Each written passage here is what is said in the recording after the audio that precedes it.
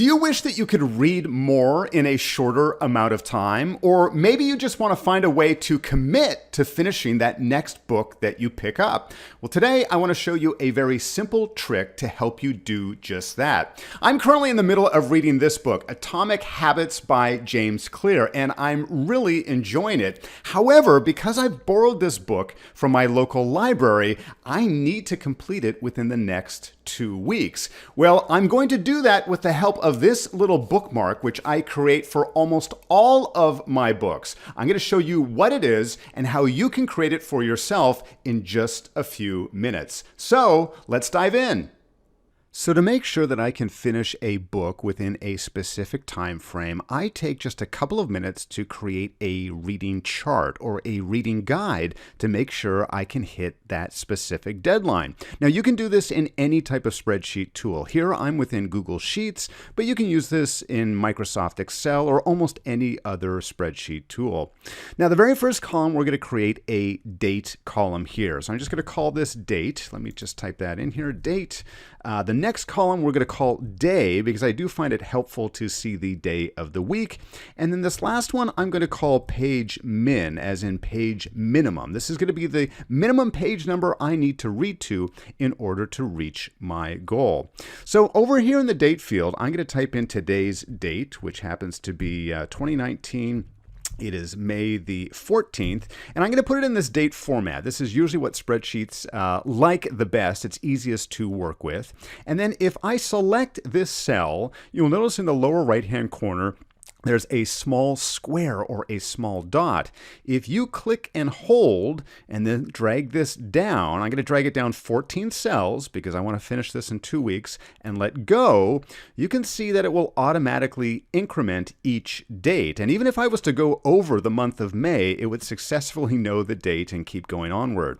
So this is going to be helpful to keep me on track, but I find it's also helpful sometimes to know the day of the week. So today is Tuesday. I'm going to put in TUE, just an abbreviation of Tuesday, and then I'm going to do the exact same thing. I'm going to click and hold on this little dot here, and I'm going to drag it all the way down and release. And again, now I've got my days of the week. Now I'm going to clean this up just a little bit. I'm going to select this cell, and I'm actually going to center it just so it's not right up against the date. And how about actually I take our headers here, and I'm going to bold that just so they stand out a little bit more. Now the last one is crucial. This is the minimum page number I need to be on in order to reach my goal. But in order to do this, we just need to do a little bit of simple math. I'm going to go over about 2 cells, and just so you can see what I'm doing, I don't usually put in the title or the name here, but I have 256 pages in the current book that I'm reading. And so the next one I'm going to put down below is the pages per day. Again, I don't usually do this, but I just want to type this in so you know exactly what these numbers represent. So here's the total number of pages here.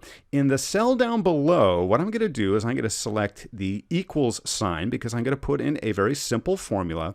I'm going to say equals.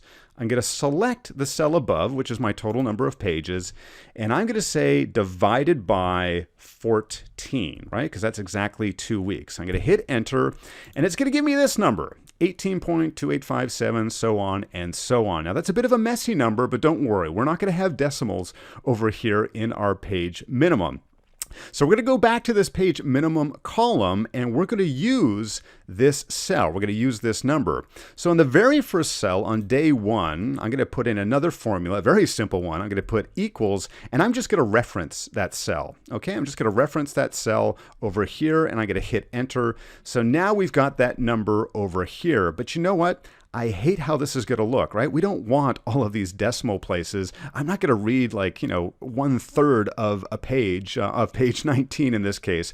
Let's keep it nice and clean. So if I select this particular column here, I can go up here and you can decrease the decimal places. So I'm going to do this. It's not only going to do it for the number that I have in there, but any future number, it's going to remove the decimals as well. So on day 1, I just need to make sure that I've read about 18 pages. Now the only thing I have to do next, well, there's 2 quick steps. I'm going to go down to the second cell, And we're going to type in another formula. We're going to say equals, and we want to start with the 18, right? So I'm going to say equals this. I could really either reference the one above or, actually, sorry, I have to reference this one because it's going to follow it all the way down. So I'm going to say equals. I'm going to select this cell, and then you need to select F4 on your computer. And what you want to do is you want to hit it 2 times so you get that $ in front of the cell. That means it's going to follow that cell all the way down because we're going to start adding pages on top of one another. I'm going to select plus because we're going to add something to it. And what we're going to add is this number over here, right? We're going to add our 18 number over here. I'm going to select this, but we also want to hit F4 again. This time we're going to hit it just once where we get that double $ amongst the, in front of the cell and in between the cell so that we are always adding this number.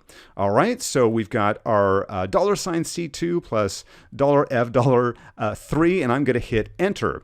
So it looks pretty simple. You might be saying, why did you put in that complicated formula? Or for those who are more advanced in Excel, it's not a very complicated formula.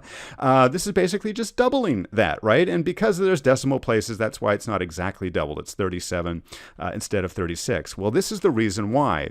Now, just like we did with the day and the date field, I want to come here, I want to select this little dot, and I'm going to drag it all the way down to my last day. And look at that. It happens to add up precisely to 256 pages.